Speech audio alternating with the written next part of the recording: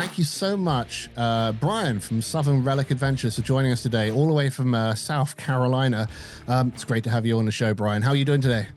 I'm doing great. Glad to be here, Chris, and Mm. thank you for having me. Oh no, and thank you so much as well. You're, you know, you're the absolute pinnacle historical storyteller, as far as I can see. The with the boots on the ground attitude as well, to like Right. find or rediscover those well, comparatively speaking, very, very old or ancient artifacts. You've got a few things to show of us today. I wanted to hit off straight away here.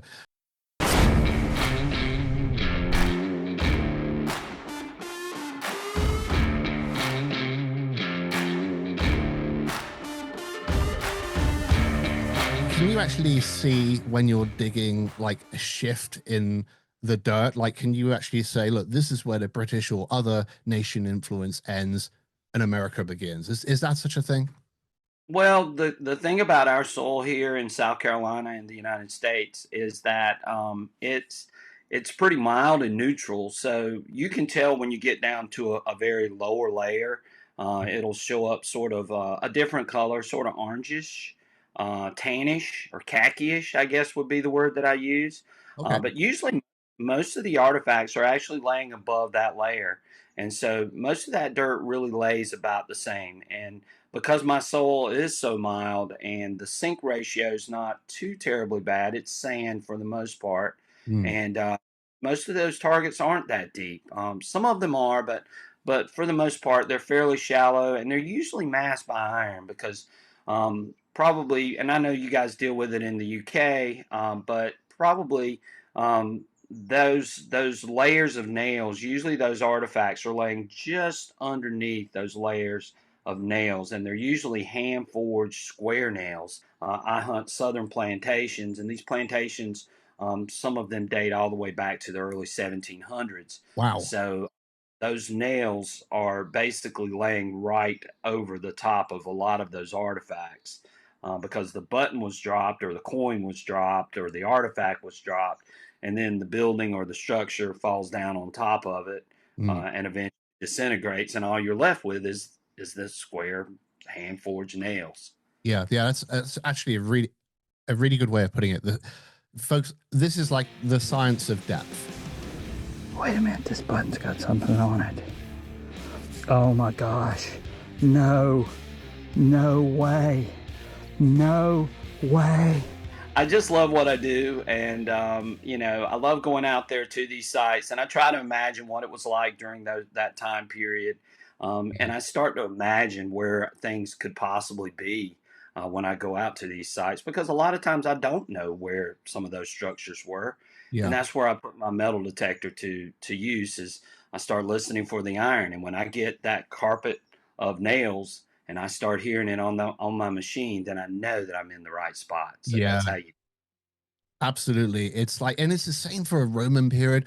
Guys, I've been lucky enough to be invited a couple of times to Brian's show, and it's the same old thing. Me and Brian chatting about stuff. He's talking about revolutionary American Civil War stuff, or just general habitation, and I'm bringing out my Roman coins and bits and pieces like Yeah. that. It's the same thing. It's the same thing. A lot of my artifacts, especially when I get near the bodies of water, because there's a couple of bays and inlets and those types of things nearby. Yeah. Um, this really, that soil just preserves these things so well, and it's not hard on it. Now, if you get into a field, probably what you guys deal with over in the UK, when you get into a field, sometimes they throw out so much fertilizer that eventually all that stuff starts to eat away at the artifact and the buttons and coins and other things. So, but when I get on a site that hasn't been touched, hasn't been farmed, and it's close to a river or stream or creek or bay, then usually that's when those things come out, and they're very, very nice.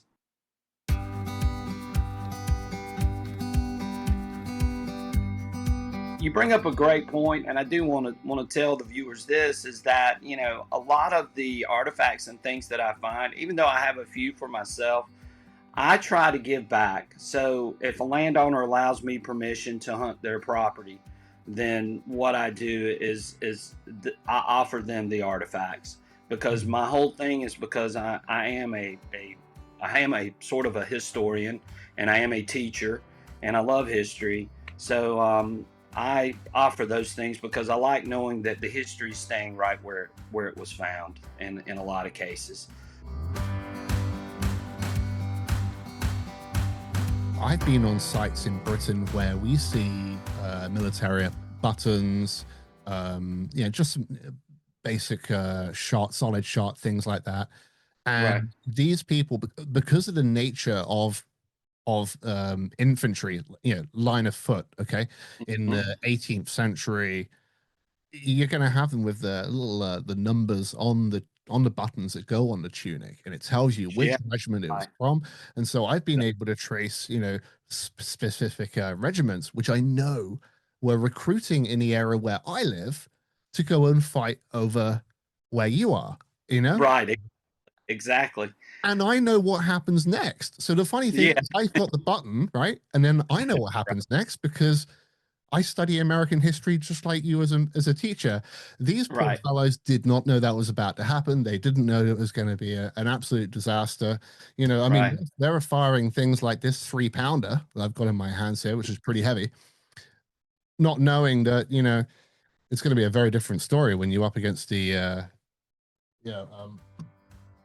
those who want to protect their land.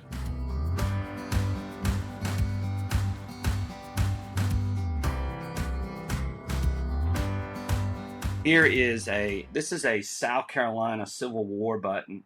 This actually came from the site that my grandfather was at, and he was training at before he was sent out to fight during the Civil War. Wow. And so I don't even, who knows, this could have been a button off of his uniform. Yeah. But I doubt it, because mainly the officers or the guys that were wearing these buttons were higher up in rank, and he was just really a volunteer. But That's amazing. That came from the exact site where he was at. Oh, I Brian. know that. Wow, that is amazing.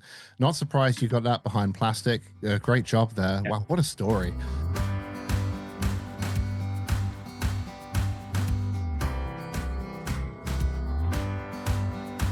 This is a bullet from the Civil War. This is for an 1853 Enfield rifle. Very common. This was sent to the Confederate Army here in the United States during the Civil War, and you had to have these bullets to use that gun. So this is an 1853 Enfield bullet, or what we would call, because I've got another one here, which is very common. This is an Enfield bullet, and you can see that it's smooth all the way around. But again, that's an 1853 Enfield, which again was made in the UK. Right. It was to the Confederacy, or to the Confederate States of America, to fight during the Civil War. So really cool. And again, this came off of a Confederate campsite here in South Carolina. That is amazing. And you can't swap out a Springfield Armory's bullet into a British pattern 1853. Wouldn't work like that. I'm sure you're well aware of this stuff because you're a historian and teacher in the subject. But for folks who don't know, the solid shot that's used, I'll do that, but I don't. The solid shot that's used, typically 0.7 of an inch would be the larger. And I think, Brian, you tell me if I'm wrong in saying this. I hope I'm right in that when you are up against line of foot, all right, who are, perfect.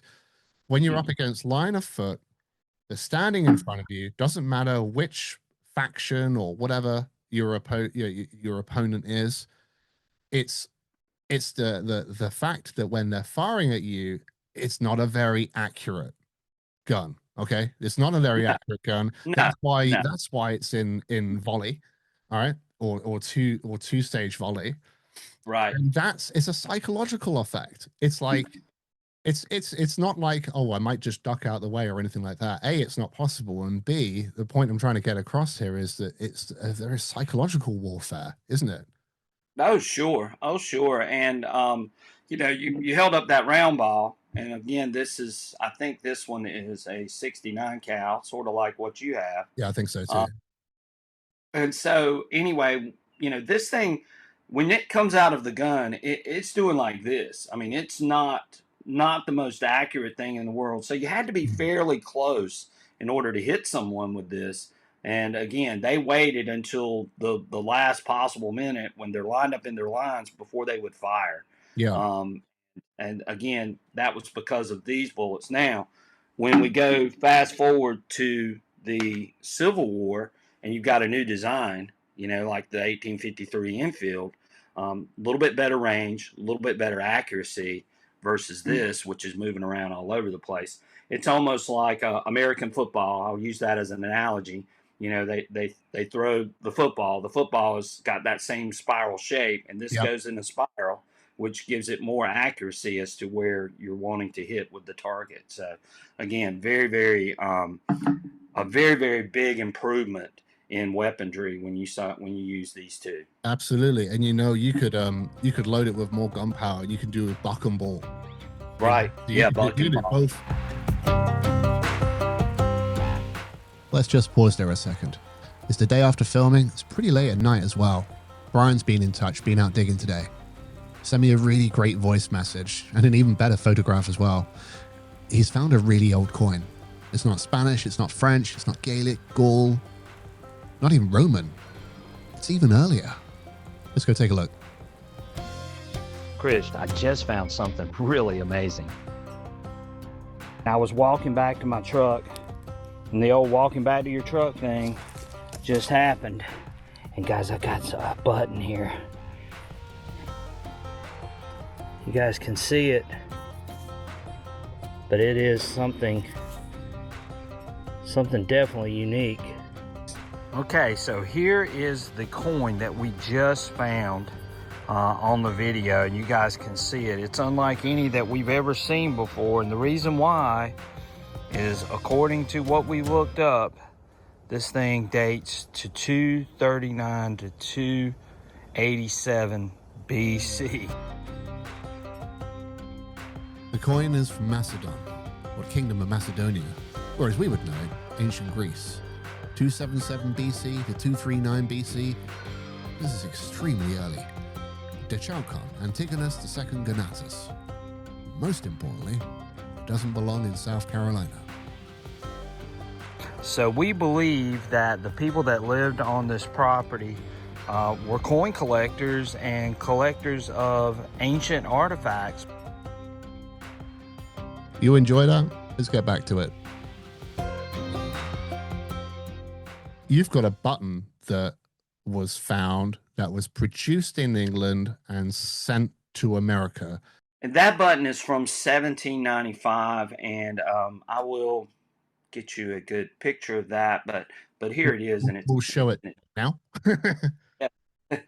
And there it is. But this was a diplomat's button, and this was worn by U.S. diplomats. And by the way, there were only 3 U.S. diplomats in 1795, but they gave these buttons out to the tax collectors and those types of people to go out and, collect taxes on a lot of the rice and a lot of the things that were being sold here in our area. So this probably came from that, but there is a slight possibility, very slight, that this could have come from one of the original U.S. diplomats of those 3, because one of them lived here in South Carolina. Getting into the finer details, that's what the hobby is all about. You pull something up. I think this is a good ending point, actually. A good bookend, Brian, me and you, is that you pull something out of the ground. You sometimes instantly the type of thing, like a lined eye button. You just know. Yeah. But you don't know exactly what type of lined eye button it is, for example. Right. Right. Is that what you think about the hobby? Oh, I do. I mean, you doing the research is part of the fun. And maybe there is something you find and you don't really know what it is, and then you have to go and look it up, and you go like, oh gosh, I didn't know it was that. And I've done some really, really rare things. Thank you for sharing this, Brian, from Southern Relic Adventures. I want to say thank you so much for joining us on the show. It's been an absolute dream getting through your mindset when you're out in the field. I can't wait to see you over on the shores of Britain at some point soon. There's mine. Can I have my ball back? Yeah. Well, mine, I believe mine is a little, this one is a little bit bigger. I think this is a 6-pound shot that I have in mine. And this one, I think, is French. But that's a story for another day.